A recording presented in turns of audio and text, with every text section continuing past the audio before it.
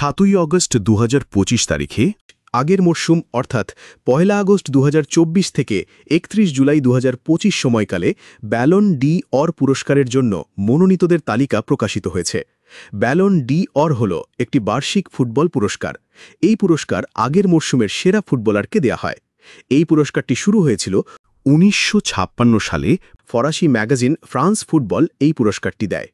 পুরস্কার বিতরণ অনুষ্ঠানটি 22 সেপ্টেম্বর 2025 তারিখে অনুষ্ঠিত হবে। এই পুরস্কারটি সবথেকে বেশিবার জিতেছেন লিওনেল মেসি, তিনি জিতেছেন 8 বার।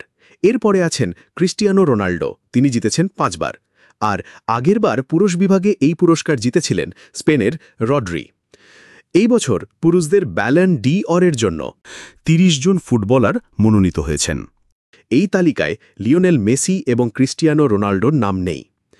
মনোনীত প্লেয়াররা হলেন ফ্রান্সের উসমান ডেম্বেলে, তিনি পিএসজি ক্লাবে খেলেন। ইতালির জিয়ানলুইজি ডোনারুমা, তিনি পিএসজি ক্লাবে খেলেন। ইংল্যান্ডের জুড বেলিংহাম, তিনি রিয়াল মাদ্রিদ ক্লাবে খেলেন। ফ্রান্সের ডেসিরে ডুয়ে, তিনি পিএসজি ক্লাবে খেলেন। নেদারল্যান্ডসের ডেনজেল ডামফ্রিজ, তিনি ইন্টারন্যাশনালে ক্লাবে খেলেন।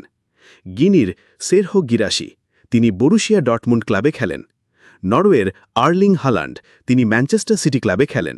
সুইডেনের ভিক্টর গিয়োকেরেস, তিনি আর্সেনাল ক্লাবে খেলেন।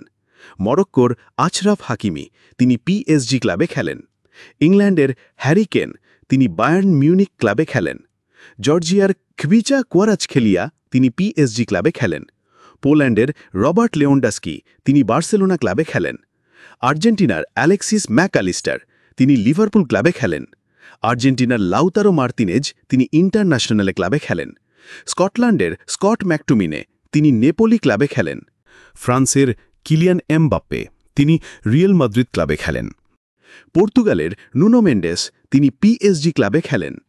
পর্তুগালের জোয়াও নেভেস, তিনি পিএসজি ক্লাবে খেলেন।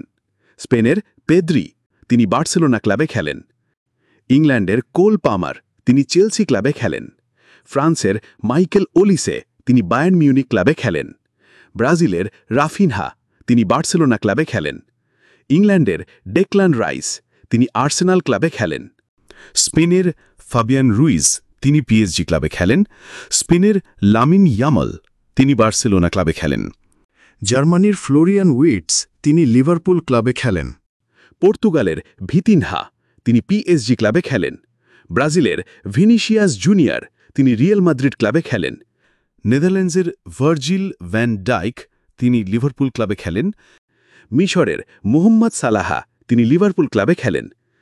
এরপরে ভোটদান প্রক্রিয়ার মধ্যে দিয়ে সবচেয়ে বেশি পয়েন্ট যে খেলোয়াড় পাবেন, তিনি এই পুরস্কারটি জিতবেন।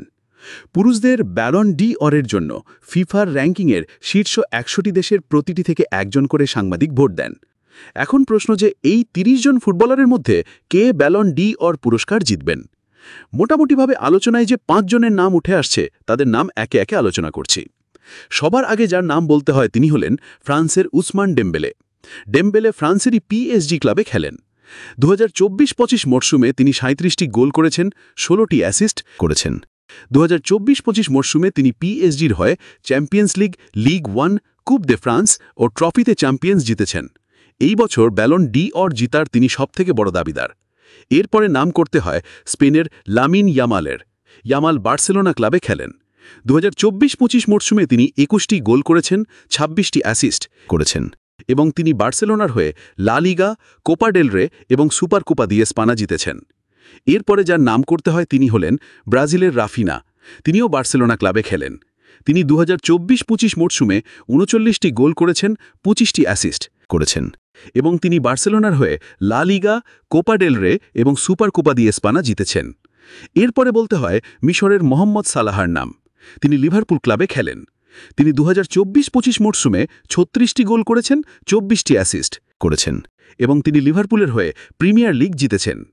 এরপরে আছেন পর্তুগালের ভিতিনহা, তিনি পিএসজি ক্লাবে খেলেন। এই মরশুমে তিনি 8টি গোল এবং 8টি অ্যাসিস্ট করেছেন। পিএসজির হয়ে তিনি চ্যাম্পিয়ন্স লিগ, লিগ 1, কুপ দে ফ্রান্স, ট্রফিতে চ্যাম্পিয়ন্স এবং পর্তুগাল রাষ্ট্রীয় দলের হয়ে ইউএফা নেশনস লিগ জিতেছেন। এই 5 জন ফুটবলারদের মধ্যে কোনো একজন এবারের ব্যালন ডি অর পুরস্কার জিততেও পারেন। কে জিততে পারেন বলে আপনাদের মনে হয় সেটা কমেন্ট সেকশনে লিখে জানাতে পারেন। বন্ধুরা, এই ভিডিওটি আপনাদের কেমন লেগেছে সেটা কমেন্ট সেকশনে লিখে জানাতে পারেন, আর এই ভিডিওটি শেষ অবধি দেখার জন্য আপনাদের সবাইকে আন্তরিক ধন্যবাদ।